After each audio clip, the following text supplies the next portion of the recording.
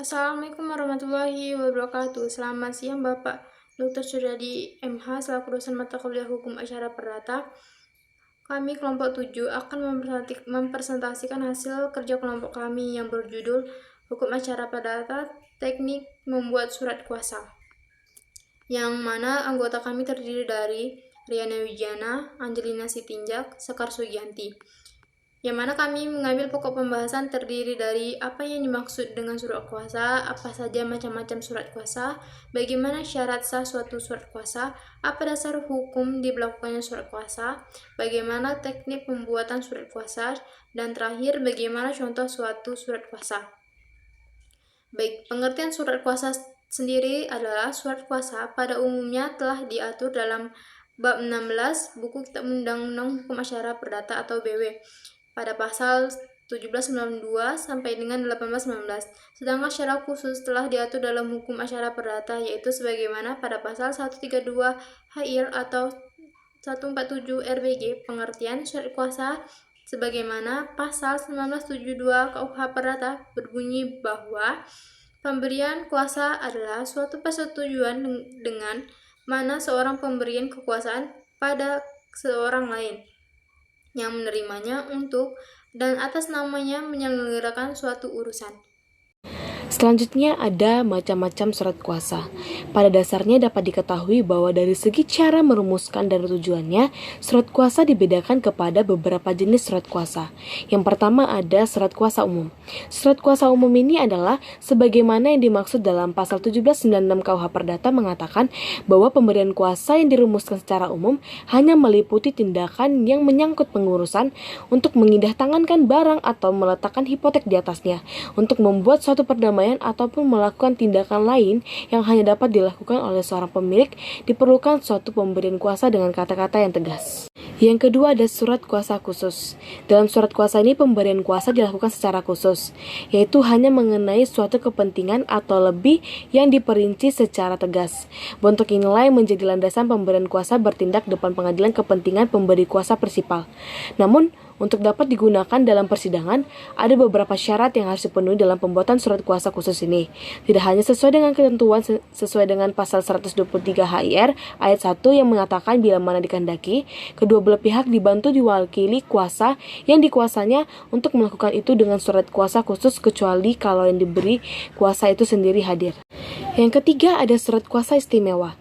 Surat kuasa istimewa diatur dalam pasal 157 HIR, pasal 187 yang menyatakan sumpah itu baik yang diperintahkan hakim maupun yang diminta atau ditolak oleh pihak lain dengan sendiri harus diangkatnya kecuali kalau ketua pengadilan negeri memberi kepada satu pihak karena sebab yang penting menyuruh bersumpah seorang wakil istimewa yang dikuasakan untuk mengangkat sumpah itu.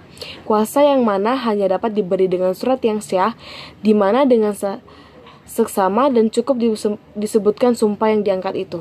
Yang keempat ada surat kuasa perantara.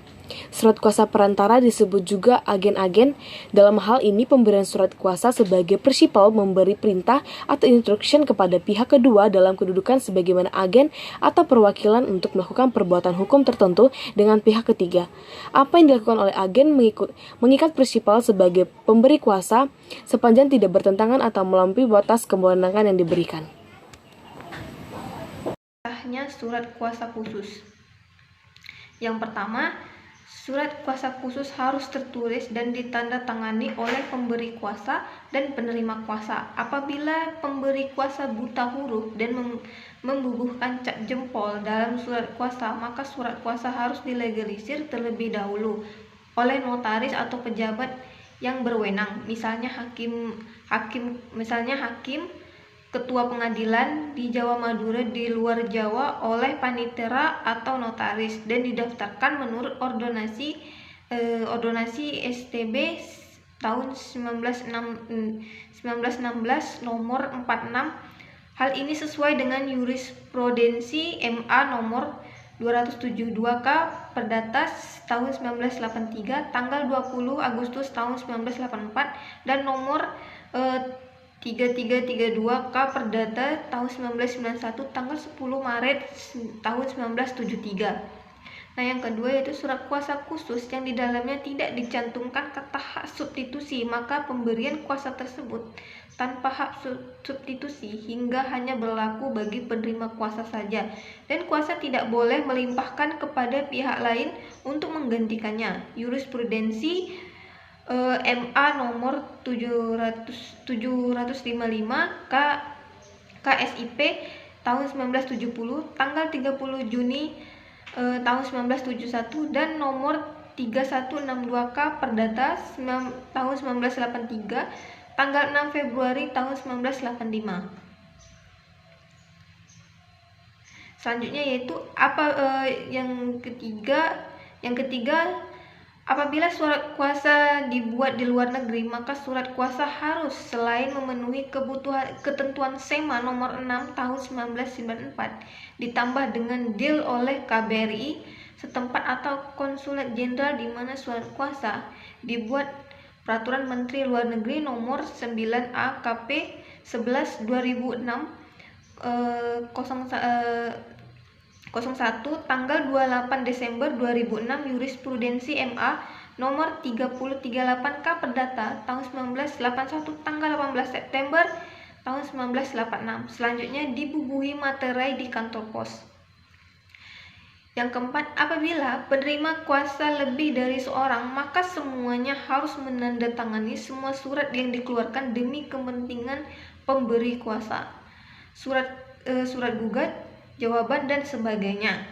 Dan juga kesemuanya harus hadir dalam sidang, kecuali jika dalam surat kuasa disebutkan dapat bertindak diri sendiri-sendiri atau bersama-sama. Maka surat boleh ditandatangani oleh sebagian kuasa atau boleh menghadiri sidang sebagian dari kuasa tersebut.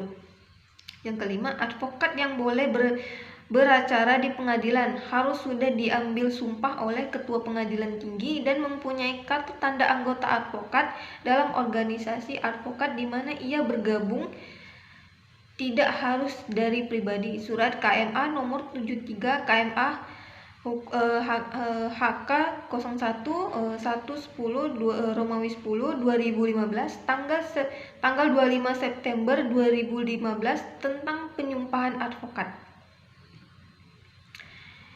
Selanjutnya yaitu berakhirnya surat kuasa. Berakhirnya surat kuasa yaitu dengan penarikan kembali kuasa penerima kuasa dengan pemberitahuan penghentian kuasa oleh penerima kuasa dengan meninggalnya pengampuan atau pilotnya baik pemberi kuasa maupun penerima kuasa.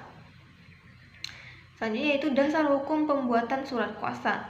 Dasar hukum membuat surat kuasa memiliki pengaturan hukum secara tersirat di dalam pasal 1792 KUH Perdata yang menjelaskan bahwa pemberian kuasa adalah suatu persetujuan yang berisikan pemberian kekuasaan kepada orang lain yang menerimanya untuk melaksanakan sesuatu atau nama orang yang memberikan kuasa. Selanjutnya yaitu teknik atau cara membuat surat kuasa. Yang pertama, menulis kop atau kepala surat. Yang kedua, tuliskan nomor surat. Yang ketiga, beri judul. Yang keempat, tulis keterangan waktu dan lokasi dibuat. Yang kelima, sertakan kalimat pembuka. Yang keenam, sertakan informasi identitas pemberi kuasa. Yang ketujuh, tulis identitas penerima kuasa. Yang kedelapan, jelaskan hal yang dikuasakan. Yang kesembilan, sertakan jenis pemberian kuasa. Yang kesepuluh, penutup surat kuasa. Yang kesebelas, sertakan tanda tangan pemberi kuasa. Baik, sekian dari presentasi kelompok 7. Wassalamualaikum warahmatullahi wabarakatuh. Selamat siang.